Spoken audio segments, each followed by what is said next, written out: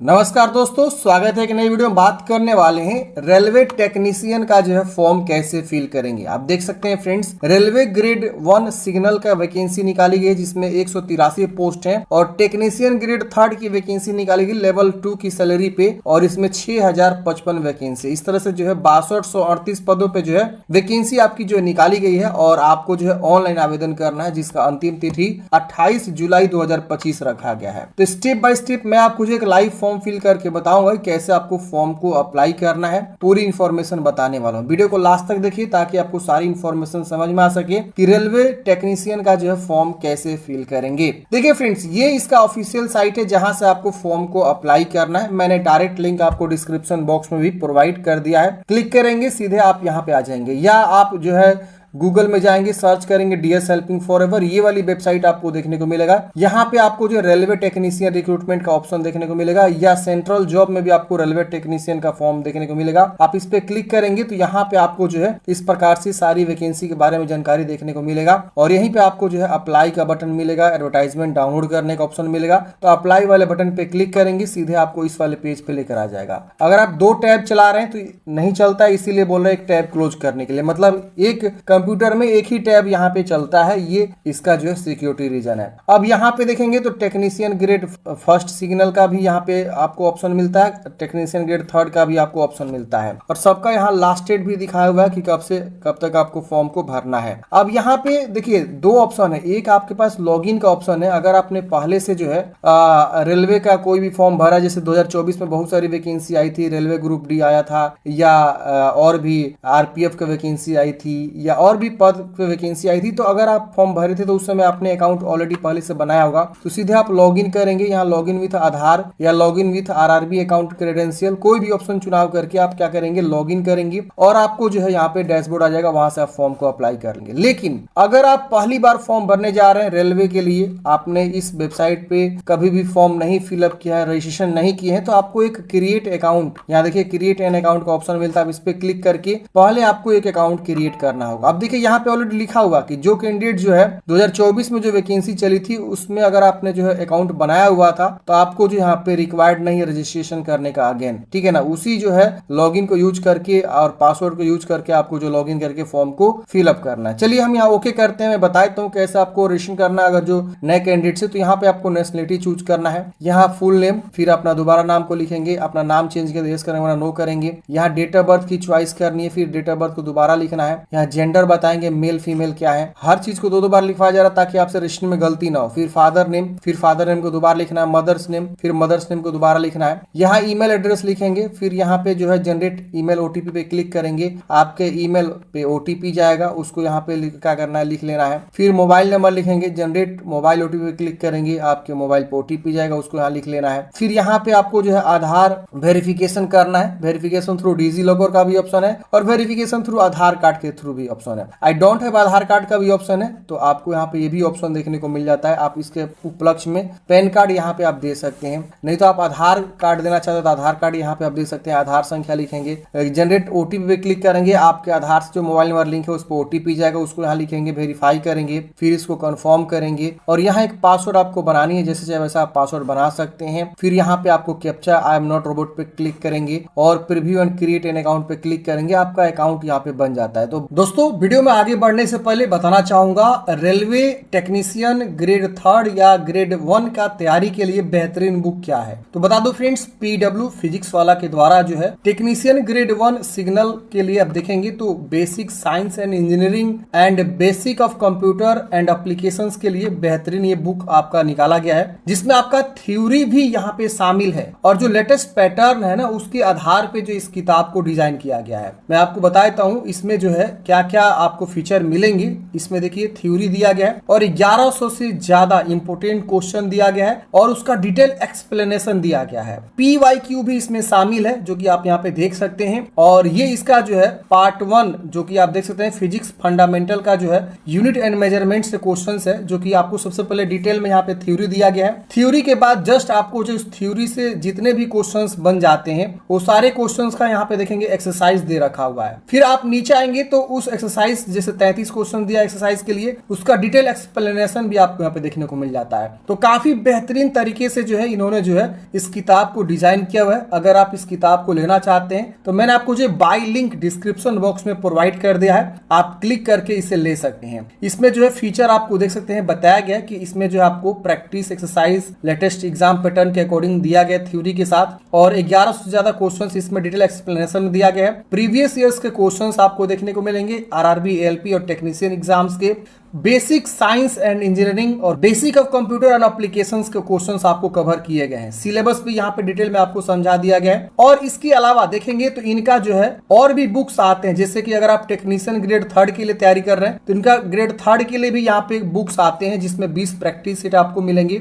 इसके अलावा यहाँ पे देखेंगे तो ये भी आपका बुक्स आता है जो 20 प्रैक्टिस सेट के साथ आता है। तो ये जो है बुक है आपका, आप यहाँ पे देख सकते हैं। एएलपी का भी यहाँ पे आता है। इसके अलावा आप देखेंगे तो एनटीपीसी का भी इनका जो बुक आता है। तो मैंने सबका बाय लिंक आपको डिस्क्रिप्शन बॉक्स में दे दिया है। आप इस किताब के साथ जो है अपनी तैयारी को स्टार्ट कर सकते हैं। काफी बेहतरीन बुक है, आप इसे देख सकते हैं। चलिए अब समझते हैं कैसे आपको फॉर्म को अप्लाई करना है। बहुत ही आसान प्रोसेस है अकाउंट बनाना। यहाँ पे आपको ध्यान रखना है कि बेसिकली आपके पास आधार कार्ड है तो आप प्रॉपर आधार से वेरिफिकेशन करके ही फॉर्म को भरेंगे, क्योंकि आगे जब लॉग इन करेंगे तो वहां पे आपको बार बार एरर शो करेगा कि वेरीफाई आधार, वेरीफाई आधार। तो इससे अच्छा है कि आप आधार से ही वेरीफाई करके फॉर्म को फिलअप करें। आपके पास डिजी लॉकर है, उसके थ्रू भी आप यहाँ पे वेरीफाई कर सकते हैं, कोई दिक्कत नहीं होने वाला है। चलिए तो अकाउंट आप बना लीजिएगा। अब यहाँ पे आपको मैं लॉगिन पेज पे आ जाता हूँ, मैं लॉगिन करता हूँ। अकाउंट बनाने के बाद आपको सीधे लॉगिन करना है। दो ऑप्शन मिलता है, login with Aadhaar, login with RRB account. तो मैं आरआरबी अकाउंट के थ्रू क्या करता हूँ, मोबाइल नंबर और पासवर्ड और आई एम नॉट रोबोट पे क्लिक करके लॉगिन कर सकता हूँ। अगर आपने जो है अपना पासवर्ड खो दिया है, भूल चुके हैं कि आपने पासवर्ड क्या बनाया था, लॉगिन नहीं हो पा रहे हैं, आपके पास पहले से अकाउंट बना हुआ है, तो आप फॉरगेट पासवर्ड का ऑप्शन मिलता है, यहाँ पे क्लिक करेंगे, मोबाइल नंबर लिखेंगे, डेट ऑफ बर्थ लिखेंगे, आई एम नॉट रोबोट पे क्लिक करेंगे, प्रोसीड करेंगे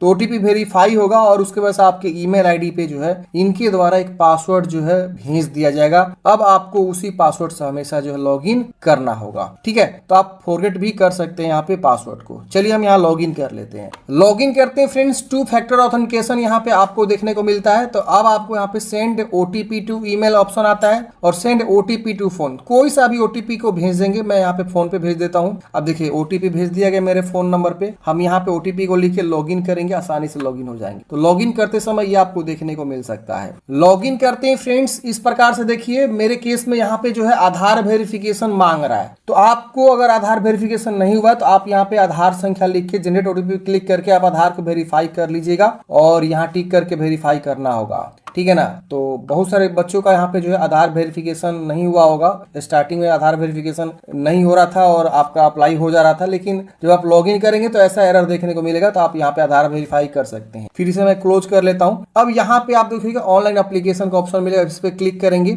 यहाँ पे जो वैकेंसी चल रही है वो आपको यहाँ पे देखने को मिलेगा। तो ये देखिए टेक्नीशियन ग्रेड 1 सिग्नल का वैकेंसी आपको देखने को मिलेगा। किस आप जो है आरआरबी से फॉर्म भरना चाहते हैं, यहाँ से आप चुनाव करके और यहाँ पे आपको जो है इसको टिक करके और यहाँ पे आपको जो है नेक्स्ट कर देना है। अगर आप ये टेक्नीशियन 1 के लिए भरना चाहते हैं तो ये इसके थ्रू भरेंगे। अगर आप जो है टेक्नीशियन 3 के लिए फॉर्म भरना चाहते हैं तो आप इसके लिए अप्लाई करेंगे। यहाँ पे भी आपको ऑप्शन देखने को मिलता है, दोनों का अलग अलग यहाँ पे दिखाएगा। अगर आप दोनों के लिए एलिजिबल हैं तो पहले एक के लिए फॉर्म भर लीजिए। मान लीजिए आप सिग्नल 1 के लिए फॉर्म भर लिए और फिर आप जो है भरने के बाद से इसका प्रिंट आउट निकाल लिए, फिर आप जो है इसके लिए अप्लाई करेंगे। तो अगर आप दोनों के लिए एलिजिबल है तो दोनों के लिए ही अप्लाई कर सकते हैं, किसी एक के लिए एलिजिबल है तो किसी एक के लिए भी अप्लाई कर सकते हैं। अब देखिए क्वालिफिकेशन की बात करें तो अगर आप टेक्नीशियन ग्रेड 1 सिग्नल के लिए आवेदन देना चाहते हैं जिसमें आपको बोला गया bachelor of science in physics, electronics, computer science, information technology, instrumentation, मतलब इसमें से किसी भी विषय से आपने जो है बैचलर ऑफ साइंस किया हुआ है तो आप इस भर्ती के लिए अप्लाई कर सकते हैं। या अगर आपने जो है बीएससी इन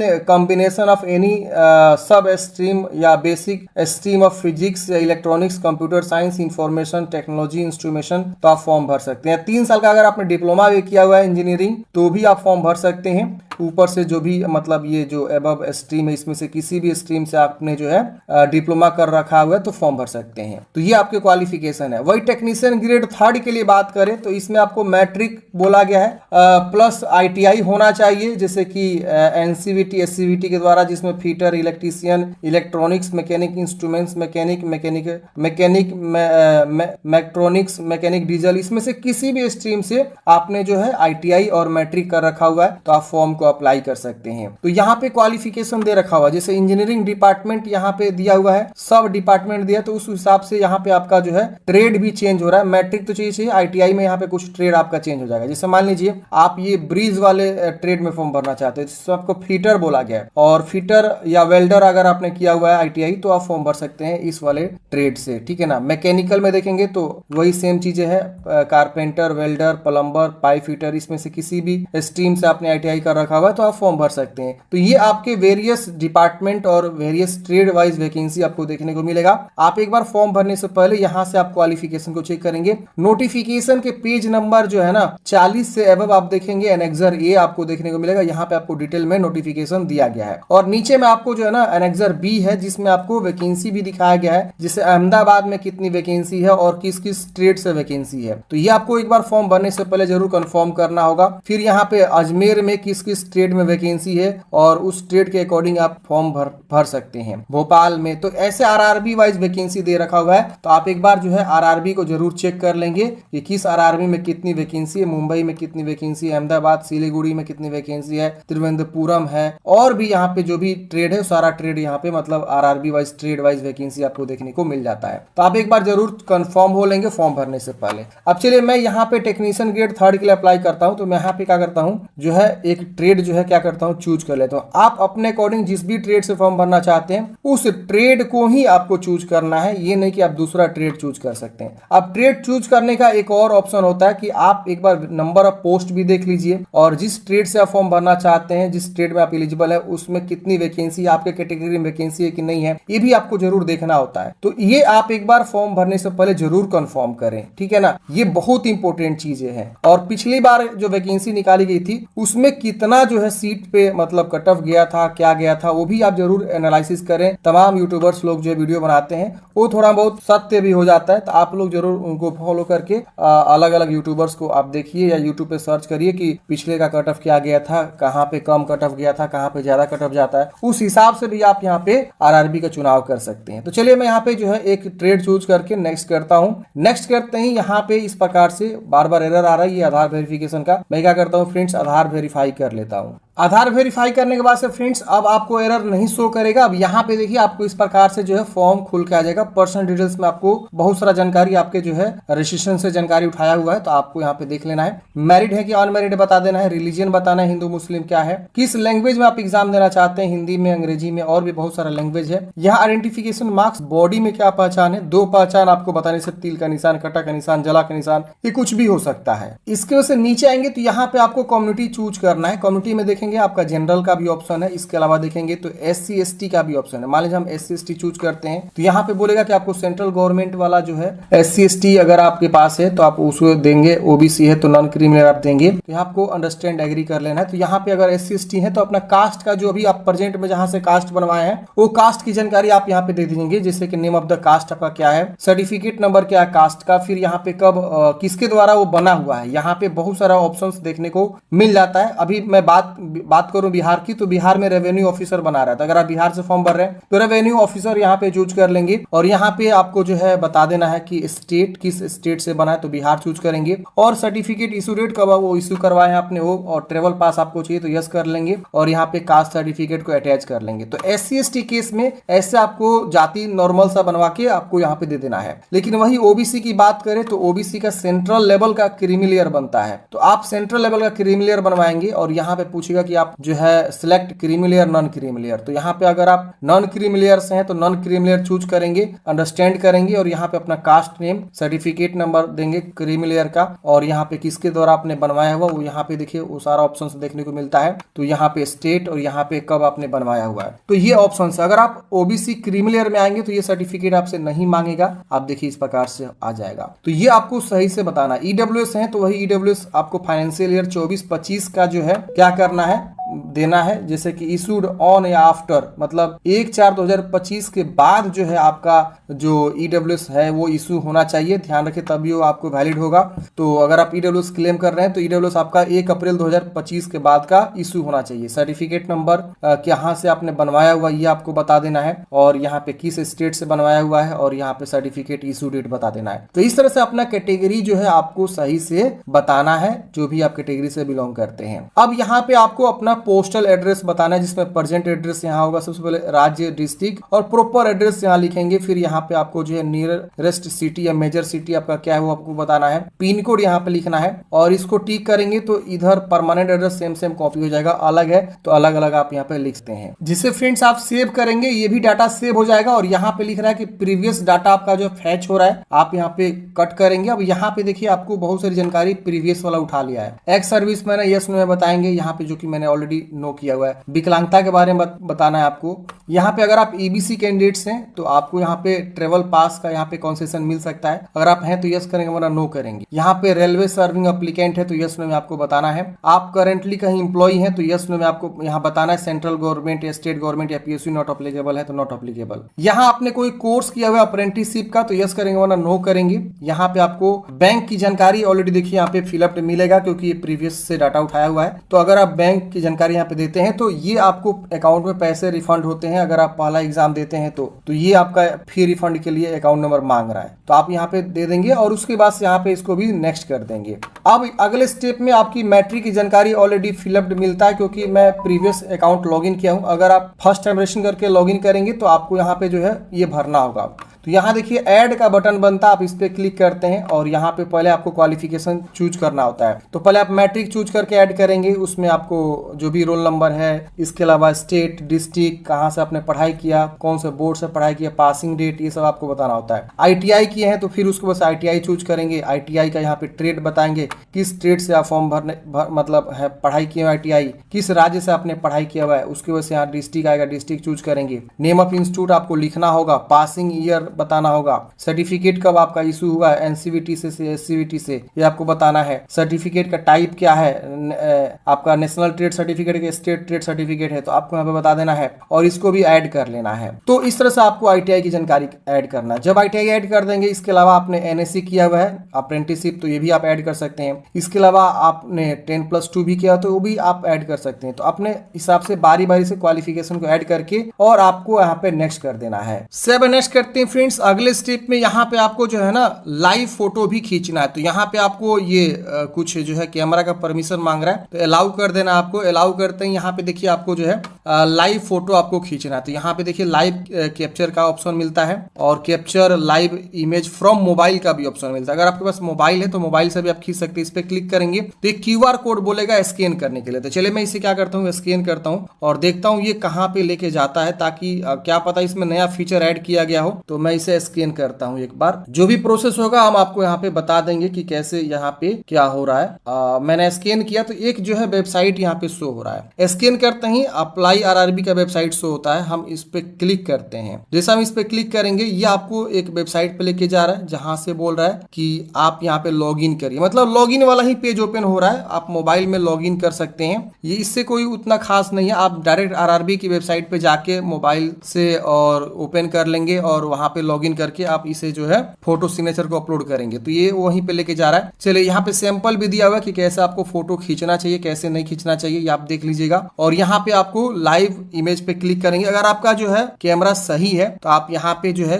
अपने मोबाइल मतलब वेब कैम से ही खींच सकते हैं। तो मैं देखिए यहाँ पे क्लिक किया हूँ। अब यहाँ पे बोल रहा है कि align your face with in the frame. Frame के मतलब बीच में आपको अपना चेहरा को अलाइन करना है, ये यहाँ पे बोल रहा है। तो हम यहाँ अलाइन करेंगे और उसके बाद से ब्लिंक योर आईज बोल रहा है। For verification please blink your eye. अब आपको बोल रहा है कि आंख को ब्लिंक करना है। ब्लिंक नहीं हो रहा है फ्रेंड्स, हमने डायरेक्टली यहाँ पे कैप्चर किया। कैप्चर करते ही यहाँ पे आपका फोटो जो है कैप्चर हो जाएगा। यहाँ पे बोल रहा है कि आपका जो है यहाँ पे कुछ एरर आ रहा है कि बैकग्राउंड नॉट डिटेक्टेड या face too close, ensure your face and clear background. मतलब आपका बैकग्राउंड क्लियर नहीं है ये बोल रहा है यहाँ पे। तो ये आपको सही से जो है क्या करना है, फोटो को खींचना है। मैं क्या करूंगा यहाँ पे थोड़ा सा बैकग्राउंड चेंज करूंगा, आसानी से फोटो खींचा जाएगा। मतलब वही सेम एरर आ रहा है। तो इसके लिए आपको क्या करना होगा ना, बैकग्राउंड और लाइट का थोड़ा सा अच्छा सा व्यवस्था करना होगा। अब मेरे पास जो लाइट है थोड़ा सा जो है यहाँ पे मध्यम है तो मैं यहाँ पे अभी कर लूंगा इसको। आप आसानी से ट्राई करिए, हो जाएगा। अब यहाँ पे आपको सिग्नेचर भी अपलोड करना है जो कि 140x60 पिक्सल का होना चाहिए। और यहाँ पे बोला गया है कि maximum image size should be 49 and minimum 30 KB। तो इसके बीच आपका होना चाहिए और ये पिक्सल भी दिया हुआ है। उसके बाद आप सेव करेंगे। देखिए फ्रेंड्स यहाँ पे जब मैं वेबकैम से कर रहा था ना, तो यहाँ पे फोटो नहीं हो पा रहा था। तो मैंने क्या किया, यहाँ पे लाइव इमेज फ्रॉम मोबाइल का ऑप्शन पे क्लिक किया, तो यहाँ पे क्यूआर कोड मैंने स्कैन किया, तो ये लेके गया आरआरबी की ही वेबसाइट पे, और वहां पे सीधे क्या किया, डॉक्यूमेंट्स वाला ही ऑप्शन खुल गया जब मैं यहाँ पे लॉग इन किया। तो इसको स्कैन करेंगे ना तो एक वेबसाइट आएगा, और वेबसाइट पे क्लिक करेंगे तो एक वेबसाइट पे लेके जाएगा जो कि आरआरबी का ही वेबसाइट है जहां से आप फॉर्म फिल कर रहे हैं। और जैसे आप अपना ये यूजर नेम और पासवर्ड लिख के लॉग इन करेंगे, ओटीपी वेरीफाई करके इससे लॉग इन करेंगे, तो सीधे आपका फोटो वाला ही ऑप्शन खुल के आएगा। तो आपको वहां पे फोटो खींचेंगे तो आसानी से फोटो खींचा जा रहा है। तो इस तरह से हमने फोटो को क्या किया, क्लिक कर लिया है। ध्यान रखना है ये सिंगल बैकग्राउंड रहेगा तभी आपका यहाँ पे वो डिटेक्ट करेगा, अगर ये मल्टीपल बैकग्राउंड में आ रहा है तो डिटेक्ट करेगा ही नहीं, ये ध्यान रखना है। और चेहरे पे बिल्कुल लाइट होना चाहिए तभी आपका फोटो डिटेक्ट करेगा, वरना डिटेक्ट नहीं कर रहा है। तो इसका विशेष ध्यान रखना है, वरना ये आपको दिक्कत करेगा। तो फ्रेंड्स हमने यहाँ पे फोटो और सिग्नेचर को आसानी से अपलोड कर लिया। यहाँ करेंगे सेव और उसके बाद से करेंगे नेक्स्ट। मैं इसे सेव कर देता हूँ। देखिए सिग्नेचर का एक ही फंडा है, आप जो है गूगल में जाके आई एम रिसाइजर पे जाके जो है अपना रिसाइज कर सकते हैं, फाइल साइज को अच्छे से मैनेज कर सकते हैं, तो आपका आसानी से अपलोड हो जाएगा। फाइल साइज अच्छे से रखेंगे और ये पिक्सल बना के रखेंगे, आसानी से अपलोड हो जाना है। इसके बाद हम नेक्स्ट करेंगे। नेक्स्ट करते हैं फ्रेंड्स। अब देखिए यहाँ पे मैंने जो है यहाँ पे अप्लाई जिसके लिए किया उसमें जो भी वैकेंसीज है वो आपको एक ही शो हो रहा है, मेरे केस में एक ही शो हो रहा है, आपके केस में अलग अलग जोन यहाँ शो कर सकता है। तो आप क्या करेंगे, अपने अकॉर्डिंग जोन का यहाँ पे चुनाव करके आगे बढ़ेंगे। अब यहाँ पे आपको डिक्लेयर करना है और यहाँ पे आपको ना प्लेस लिखना है, यहाँ पे आपको सेव कर देना है। तो मैं यहाँ पे क्या करता हूँ, प्लेस लिख के यहाँ पे सेव कर दूंगा, ये डाटा सेव हो जाएगा। ये देखिए प्रीफरेंस यहाँ पे बहुत सारा भी देखने को मिल सकता है अलग अलग, तो भी आप यहाँ पे अलग अलग ऑर्डर प्रेफरेंस दे सकते हैं। अगर एक दिखता है तो एक भी आप यहाँ पे दे सकते हैं। तो मैंने जिस जोन से अप्लाई किया, जो स्ट्रेट से मैंने फीटर डाला था, तो फीटर से एक ही यहाँ पे जोन शो कर रहा है। आरआरबी मैंने चूज किया था कोलकाता का।